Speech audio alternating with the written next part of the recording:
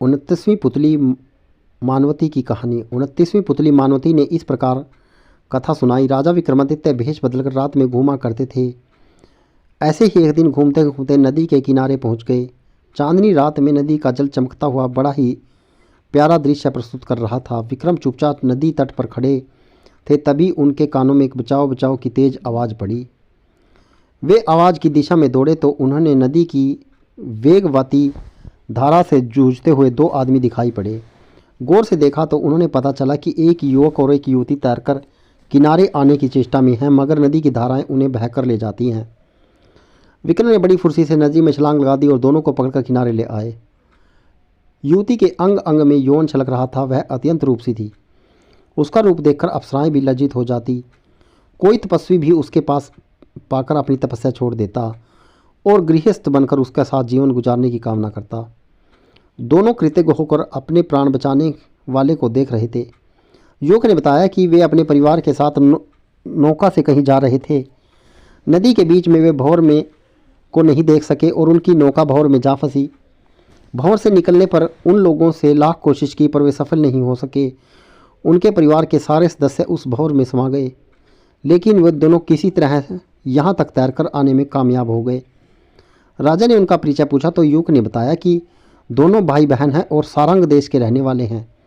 विक्रम ने कहा कि उन्हें सकुशल अपने देश भेज दिया जाएगा।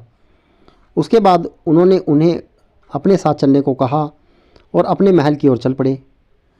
राजमहल के नज़दीक जब वे पहुंचे तो विक्रम को प्रहरियों ने पहचान कर प्रणाम किया। युवक युवती को तब जाकर मालूम हुआ कि उन्होंने अपने प्राणों की परवाह किए बिना बचाने वाला आदमी स्वयं महाराजा अधिराज थे। अब तो वे और कृत्याज्ञ भरी नज़रों से महाराज को देखने लगे। महल पहुंचकर उन्होंने नौकर चाकरों को बुलाया और सारी सुविधाओं के साथ उन्हें ठहरने का इंतजाम करने का निर्देश दिया। अब तो दोनों का मन महाराज के प्रति और अधिक आदर भाव से भर गया। वह युवक अपनी बहन के विवाह के लिए काफ़ी चिंतित रहता था। उसकी बहन राजकुमारियों से भी सुंदर थी, इसलिए वह चाहता था कि किसी राजा से उसकी शादी हो, मगर उसकी आर्थिक स्थिति हालत अच्छी नहीं थी और वह अपने इरादे में कामयाब नहीं हो पा रहा था। जब संयोग से राजा विक्रमादित्य से उसकी भेंट हो गई तो उसने सोचा कि क्यों न विक्रम से उसकी बहन की शादी का प्रस्ताव दिया जाए। यह विचार आते ही उसने अपनी बहन को ठीक से तैयार होने को कहा और उसे साथ लेकर राजमहल उनसे मिलने चल पड़ा। उसकी बहन जब सजकर निकली तो उसका रूप देखने लायक था। उसके रूप पर देवता भी मोहित हो जाते, मनुष्य की तो कोई बात ही नहीं थी। जब वह राजमहल आया तो विक्रम ने उससे उसका हालचाल पूछा तथा कहा कि उसके जाने का समुचित प्रबंध कर दिया गया है। उसने राजा की कृतज्ञता जाहिर करते हुए कहा कि उन्होंने जो उपकार उस पर किए हैं उसे आजीवन वह नहीं भूलेगा। उसके बाद उसने विक्रम से एक छोटा सा उपहार स्वीकार करने को कहा। राजा ने मुस्कुराकर अपनी अनुमति दे दी। राजा को प्रसन्न देखकर उसने सोचा कि वे उसकी बहन पर मोहित हो गए। उसका हौसला बढ़ गया। उन्होंने कहा कि वह अपनी बहन उनको उपहार देना चाहते हैं। विक्रम ने कहा कि उसका उपहार उन्हें स्वीकार है। अब उसको पूरा विश्वास हो गया कि विक्रम उसकी बहन को रानी बना लेंगे।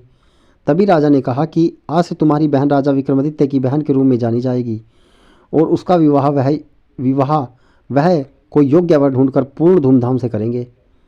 वह विक्रम का मुंह ताकता रह गया। उसने सपने में भी भान नहीं था कि उसकी बहन की सुंदरता को अनदेखा कर विक्रम उसे बहन के रूप में स्वीकार करेंगे। क्या कोई ऐश्वर्यशाली राजा विषय वासना से इतना ऊपर रह जा सकता है? थोड़ी देर बाद उसने संयत होकर कहा कि उदयगिरी का राजकुमार उद्यन उसकी बहन की सुंदरता पर मोहित है तथा उसे विवाह की इच्छा भी व्यक्त कर चुका है। राजा ने एक पंडित को बुलाया और बहुत सारा धन भेंट के रूप में देकर उदयगिरी राज्य विवाह का प्रस्ताव लेकर भेजा। पंडित उसी शाम लौट आया और उसने चेहरे पर हवाइयाँ उड़ रही थी। पूछने पर उसने बताया कि राह में कुछ डाकुओं ने घेर कर सारा धन लूट लिया।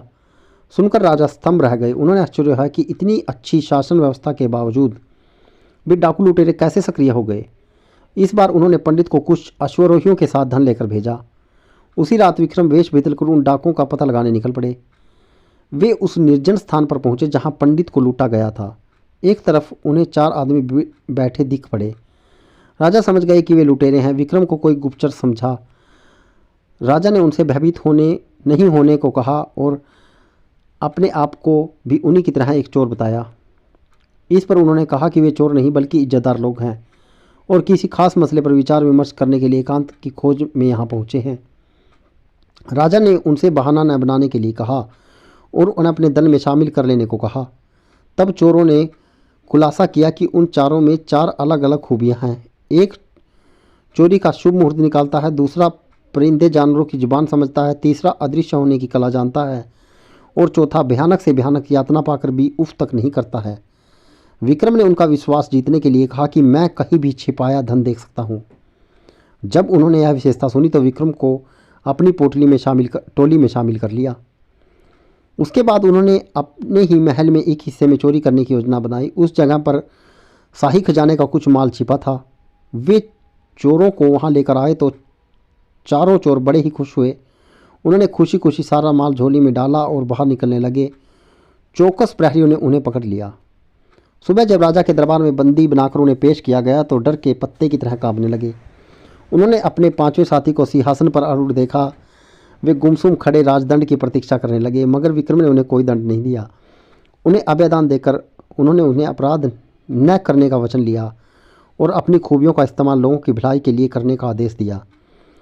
चारों ने मन ही मन राजा की महानता स्वीकार कर ली और भले आदमियों की तरह जीवन यापन का फैसला कर लिया। राजा ने उन्हें सेना में बहाल कर लिया। उद्यन ने भी राजा विक्रम की मुंह बोली बहन से शादी का प्रस्ताव प्रसन्न होकर स्वीकार कर लिया। शुभ मुहूर्त में विक्रम ने उसकी धूमधाम से उसकी शादी उद्यन के साथ कर दी, जिस तरह किसी राजकुमारी की होती है। मित्रों, इस प्रकार की रोचक व रोमांच से भरी कहानियों के लिए हमारे YouTube चैनल को लाइक, शेयर और सब्सक्राइब करना ना भूलें। राधे राधे मित्रों, जय श्री कृष्णा, जय श्री श्याम।